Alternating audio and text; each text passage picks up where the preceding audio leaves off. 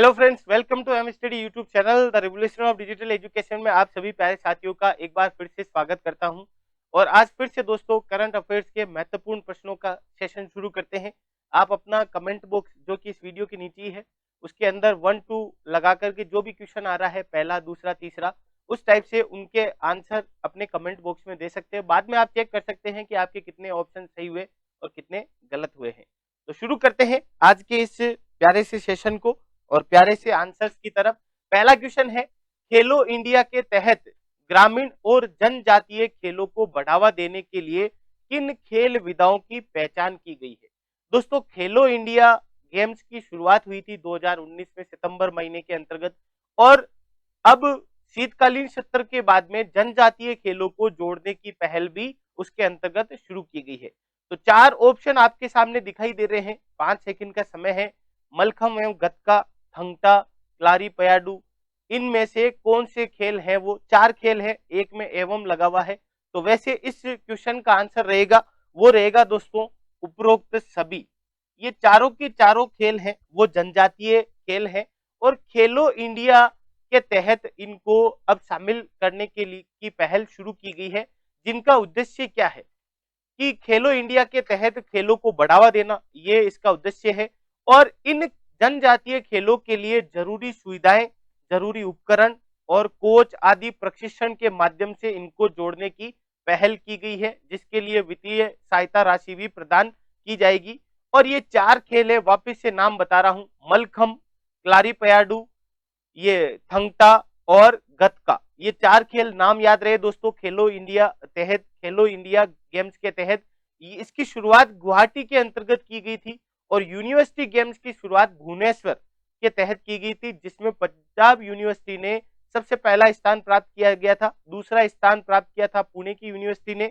और यहाँ पर एक तीसरी लाइन लिखी हुई है, हाल ही में खेलो इंडिया शीतकालीन खेलों का आयोजन गुलमर्ग कश्मीर के तहत हुआ। लेकिन ये दोस्तों मार्च के पहले सप्ताह के अंतर्गत किया गया था। वैसे खेलो इंडिया शीतकालीन सत्र का शुरुआत लद्दाख के अंतर्गत हुआ था, फरवरी के तीसरे सप्ताह के अंतर्गत। तो चलते हैं दूसरे क्वेश्चन की तरफ, जो कि बेहद इंपॉर्टेंट रहने वाला है साथियों। महाराष्ट्र ने मुंबई सेंट्रल स्टेशन का नाम बदलकर किसके नाम पर रखने को मंजूरी दी है? चार ऑप्शन है आपके पास में, 5 सेकंड है। बाला साहब ठाकरे, छत्रपति शिवाजी, महात्मा फूले या नाना शंकर सेठ। तो दोस्तों बहुत ही इंपॉर्टेंट क्वेश्चन है, क्योंकि इसके ऊपर राजनीतिक छिड़काव भी है। राजनीतिक पार्टियां हर बार इस मुद्दे पर बहस करती हुई नजर आई है, लेकिन हाल फिलहाल इसको मंजूरी मिल गई है। मुंबई सेंट्रल स्टेशन का नाम बदल करके नाना शंकर सेठ रखा जाएगा। इसका उत्तर भी डी है, नाना शंकर सेठ। मुंबई सेंट्रल स्टेशन पूरा नाम ये होगा, नाना शंकर सेठ के नाम से। तो ये कौन थे दोस्तों? नाना शंकर सेठ महाराष्ट्रियन परोपकारी और शिक्षाविद थे, जिन्होंने मुंबई के विकास के अंतर्गत अपना बहुत योगदान दिया था। वह पहले भारतीय थे जिनको बॉम्बे की तात्कालीन विधान सभा के लिए नामित किया गया था। तो नाना शंकर सेठ मुंबई सेंट्रल रेलवे स्टेशन नाम रखने की मंजूरी मिल गई है। चलते हैं तीसरे क्वेश्चन की तरफ, वो भी बड़ा इंपॉर्टेंट रहने वाला है। तो तीसरा क्वेश्चन है, यस बैंक के मुख्य कार्यकारी और प्रबंध निदेशक के रूप में किसे नियुक्त किया गया है? 5 सेकंड, चार ऑप्शन, बी श्रीराम, अतुल भेड़ा, प्रशांत कुमार या सुनील मेहता। अब यहाँ पर कंफ्यूज करने वाली बात यह है कि जो सी और डी ऑप्शन है वो आपको कंफ्यूज करेंगे। मुख्य कार्यकारी और प्रबंध निदेशक के रूप में प्रशांत कुमार को नियुक्त किया गया है, लेकिन गैर कार्यकारी के लिए मेहता साहब को। तो यहाँ पर दो बड़े ही इंपॉर्टेंट क्वेश्चन बनते हैं। और तीसरी बात है, एसबीआई ने इस यस बैंक के 49 शेयर खरीदने की मंजूरी भी दे दी है, और प्रशांत कुमार जो कि मुख्य कार्यकारी का रोल निभाएंगे। दूसरी तरफ पंजाब नेशनल बैंक के पूर्व गैर कार्यकारी अध्यक्ष सुनील मेहता को यस बैंक के गैर कार्यकारी अध्यक्ष के रूप में नियुक्ति मिली है। तो यहाँ पर पहले पंजाब नेशनल बैंक डूबा था तो सुनील मेहता जी की याद आई थी, अब यस बैंक खतरे में है तो फिर से गैर कार्यकारी अध्यक्ष के रूप में भी इनको ही याद किया गया है। तो दो मेजर इंपॉर्टेंट क्वेश्चन बन गए। तो चौथा क्वेश्चन है वो भी इंपॉर्टेंट है। चलते हैं आज के चौथे क्वेश्चन की तरफ, किस गश्ती जहाज को भारतीय नौसेना में शामिल किया गया है? तो वापिस से 5 सेकंड, ऑप्शन 4, पिनाक, ब्रह्मास्त्र, वज्र या इनमें से कोई नहीं।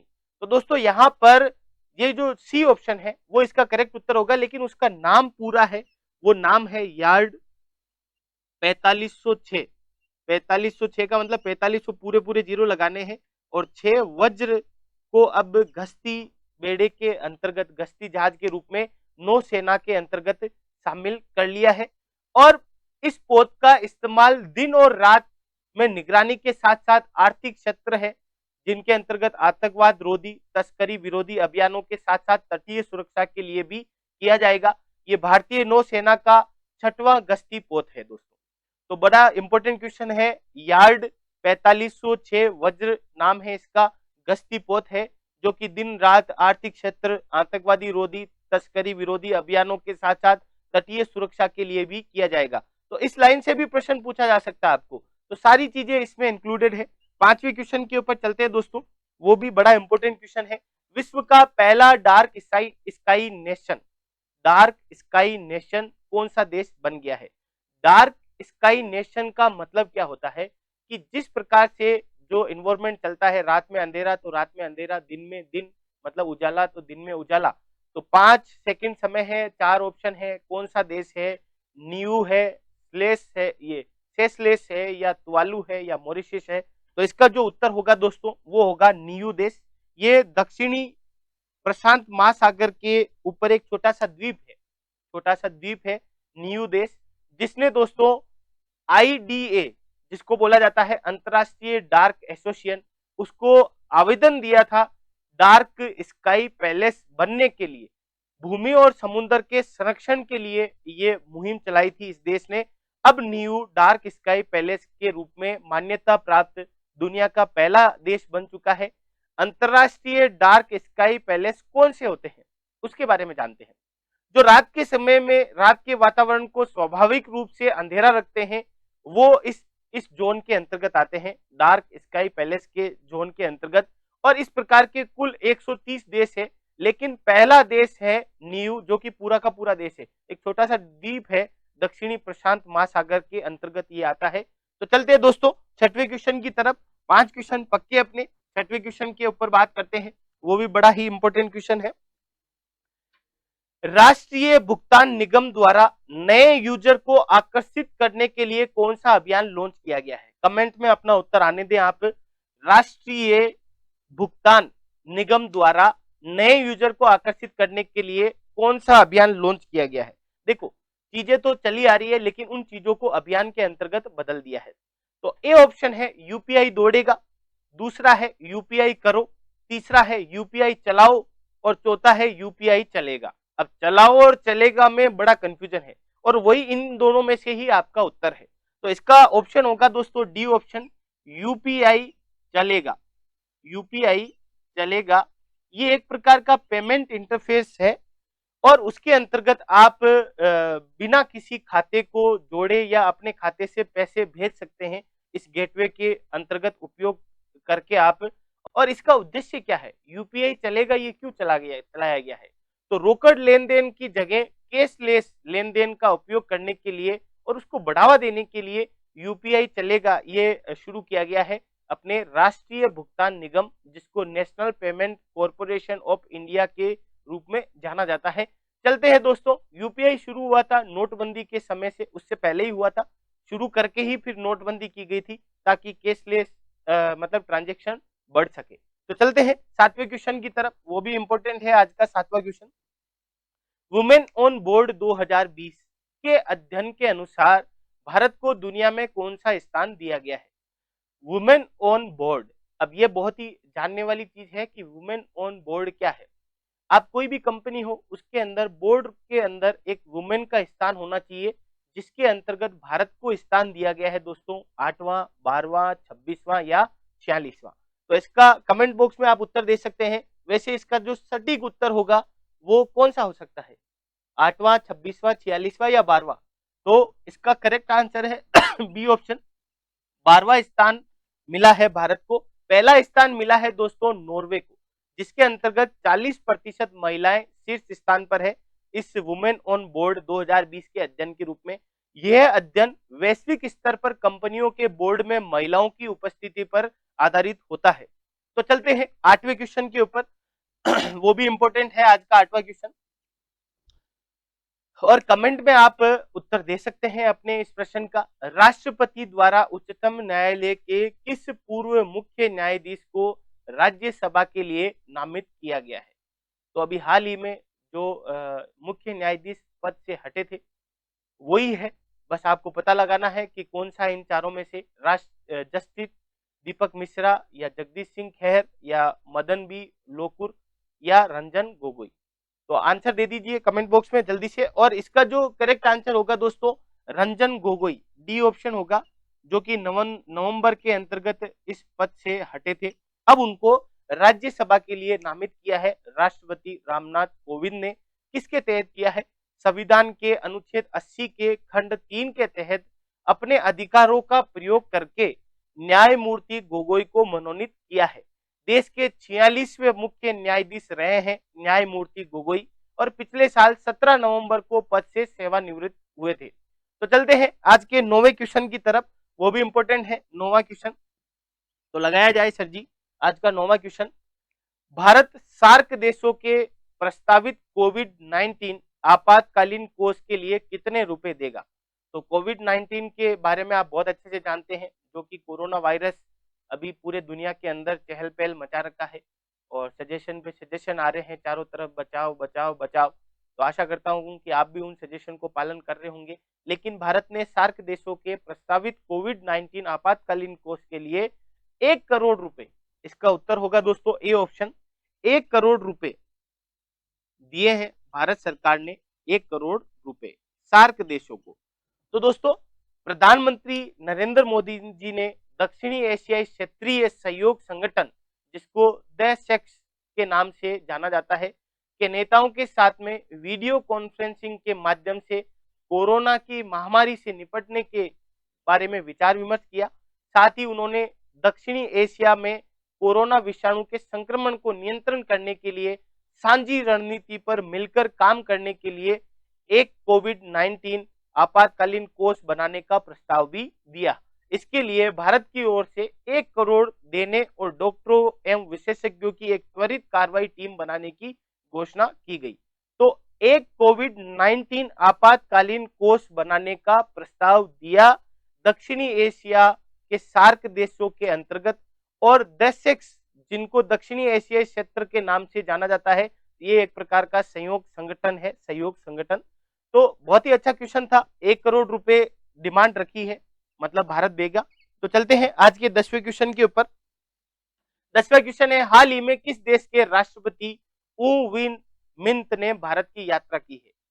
तो थोड़े दिनों पहले आए थे, वैसे तो अभी यात्रा के ऊपर बैन लगा रखा है, लेकिन थोड़े दिन पहले आए थे, और राष्ट्रपति है ऊ विन मिंत, जो कि कौन से देश के हो सकते हैं? थाईलैंड, ये कंबोडिया, वियतनाम या म्यांमार।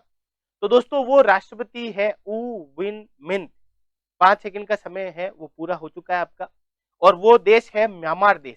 तो म्यांमार देश के राष्ट्रपति है, जो कि भारत की यात्रा पर रहे थे, और उन्होंने अपने बीच में भारत और म्यांमार के बीच आधारभूत संरचना, ऊर्जा, संचार, स्वास्थ्य सहित विभिन्न क्षेत्रों के अंतर्गत 10 समझौते किए थे। ये समझौते भारत की यात्रा पर आए थे जब 27 फरवरी को, उसके बीच में द्विपक्षीय वार्ता के दौरान किए गए थे।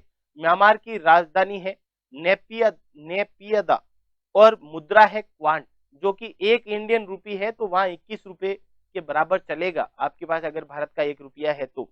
तो चलते हैं दोस्तों आज के 11वें क्वेश्चन की तरफ, वो भी बड़ा इंपॉर्टेंट है। तो 11 नंबर क्वेश्चन आने दीजिए सर जी। मास्टर कार्ड के कार्यकारी और अगले कार्यकारी अध्यक्ष कौन बनेंगे? तो दोस्तों ये भी बहुत अच्छा क्वेश्चन है। मास्टर कार्ड आप हमेशा यूज करते हैं, कौन बन सकते हैं? निम्न 4 ऑप्शनों में से सुंदर पिचाई, जो कि नहीं बन सकते, इसके अजय बंगा भी नहीं बन सकते। अजय बंगा तो अभी हाल ही में है इन मास्टर कार्ड के कार्यकारी अध्यक्ष के रूप में कार्य कर रहे हैं, तो वो नहीं बन सकते। अगले नहीं बन सकते। रिचर्ड हैतो नेटवर्क, वो भी नहीं हो सकते। तो कौन हो सकते हैं? इसका ऑप्शन होगा अपना बी ऑप्शन, माइकल माइबेस।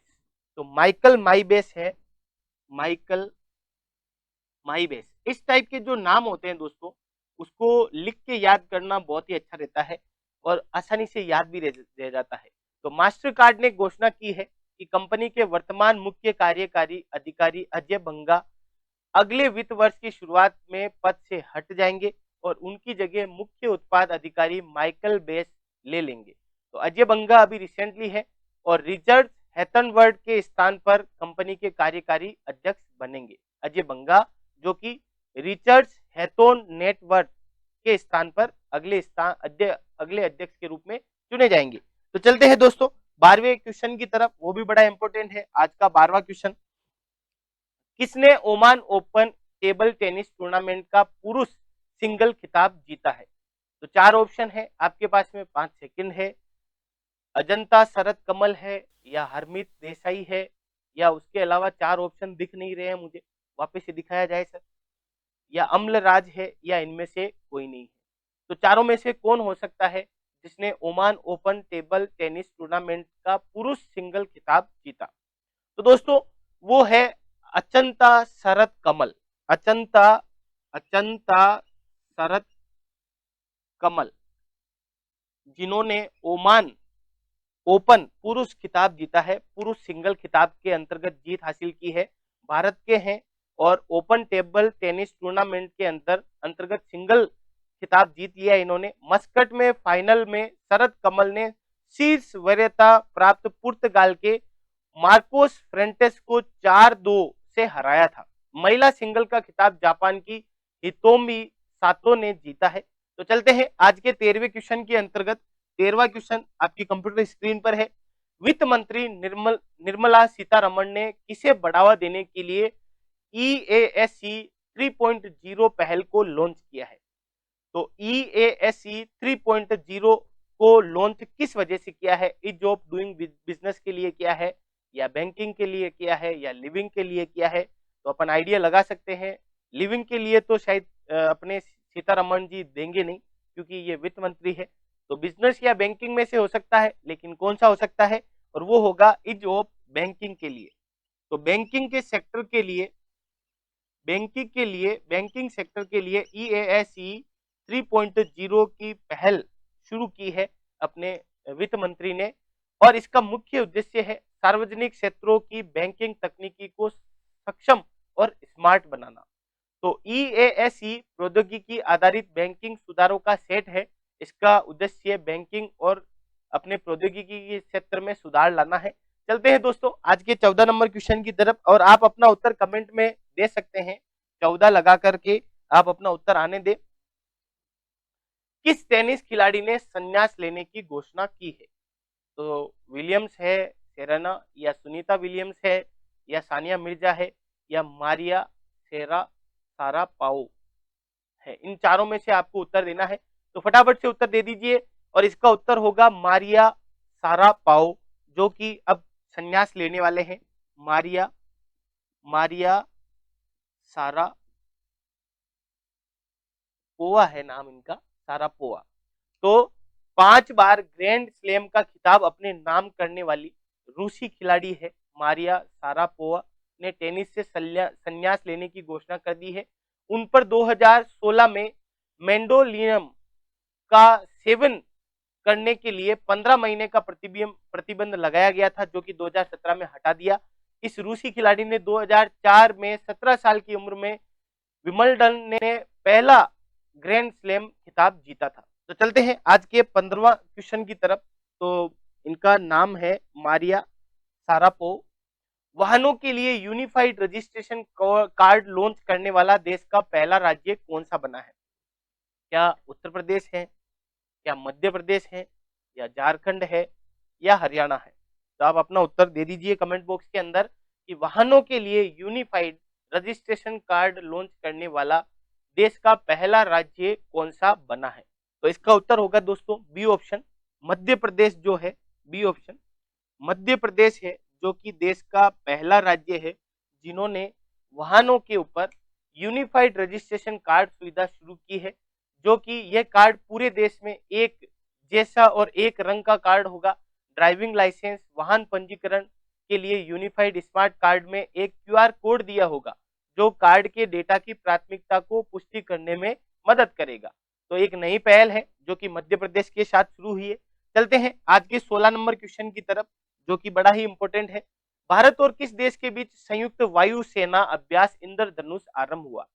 तो अभ्यास इंद्रधनुष एक बहुत ही अच्छा देश है और काफी भारत से समृद्ध देश है, उसके साथ में इंद्रधनुष अभ्यास होता है, वायुसेना अभ्यास है। तो इनमें से कौन सा हो सकता है? ब्रिटेन, अमेरिका, फ्रांस और रूस, ये चारों ही देश समृद्ध देश है भारत से। लेकिन इसका जो उत्तर होगा वो ए ऑप्शन होगा। ब्रिटेन देश के वायु सैनिकों के साथ में, ब्रिटेन देश के वायु सैनिकों के साथ में भारत की वायुसेना मिलकर के एक संयुक्त अभ्यास करती है जिसको इंद्रधनुष के नाम से जाना जाता है। और इसका 5वां संस्करण था, 24 फरवरी को उत्तर प्रदेश के अंतर्गत आरंभ हुआ और उत्तर प्रदेश के वायु स्टेशन हिंडन में इसकी शुरुआत की गई। ये भारतीय वायुसेना जिसको इंडियन एयरफोर्स के नाम से और ब्रिटिश रॉयल एयरफोर्स RAF के नाम से जाना जाता है, उसके बीच में संयुक्त अभ्यास होता है। इस वर्ष का अभ्यास base defence and force protection पर फोकस था। तो चलते हैं 17 नंबर क्वेश्चन, जो कि आज का अंतिम क्वेश्चन है और ये भी इंपॉर्टेंट है। इसरो भारतीय उपमहाद्वीप की लगातार निगरानी के लिए कौन सा उपग्रह लॉन्च करने जा रहा है? तो GISAT-1 या RSAT-1 या GISAT-10 या RSAT-10, ये आपको ऑप्शन है जो कंफ्यूज करेंगे, लेकिन ये क्वेश्चन बहुत ही इंपॉर्टेंट है और परीक्षा में आने की दृष्टि से तो महत्वपूर्ण है ही है। तो आप अपना उत्तर कमेंट बॉक्स में आने दें, कौन सा उत्तर हो सकता है इसके लिए? GISAT-1 है या GISAT-10 है या RSAT-1 है या RSAT-10 है? तो इसका जो करेक्ट उत्तर होगा दोस्तों वो होगा ए ऑप्शन, GISAT-1। GISAT-1 है जो कि किस कार्य के लिए छोड़ा गया है? निगरानी करने के लिए छोड़ा गया है। 5 मार्च को इसका प्रक्षेपण किया गया था। भारतीय अंतरिक्ष अनुसंधान इसरो, जो कि भारतीय उपमहाद्वीप की लगातार निगरानी के लिए GISAT-1 अर्थ इमेजिंग सैटेलाइट के नाम से जाना जाता है। GIST जिसको भू सूचना उपग्रह, जियो इंफॉर्मेशन सैटेलाइट के नाम से जाना जाता है। यह उपग्रह पृथ्वी का पूरा चक्कर लगाएगा और हर 2 घंटे में एक ही बिंदु पर आएगा। यह उपग्रह तेजी से निगरानी और इमेजिंग करने के लिए सक्षम है। इसरो जिसको इंडियन स्पेस रिसर्च ऑर्गेनाइजेशन के नाम से जाना जाता है, 15 अगस्त 1969 जिसको 69 के नाम से भी जाना जाता है, बेंगलुरु के अंतर्गत इसकी स्थापना की गई थी। तो इसी के साथ में आज के क्वेश्चन यहीं समाप्त होते हैं। मिलेंगे कल फिर पुणे इसी जोश के साथ में, इसी होश के साथ में और नए नए क्वेश्चन बहुत ही इंपॉर्टेंट जो कि आपके एग्जाम में मिलते हैं। और अगर आप चैनल पर पहली बार हैं तो चैनल को सब्सक्राइब जरूर करें और कमेंट में अपने उत्तर दिया करें साथियों, जिससे आपको कॉन्फिडेंस भी बढ़ेगा, याद भी रहेगा, गलती कहाँ की है उसका भी आप पता लगा सकते हैं। तो इसी के साथ में आज के लिए अलविदा लेना चाहता हूँ। बाय बाय और धन्यवाद आप।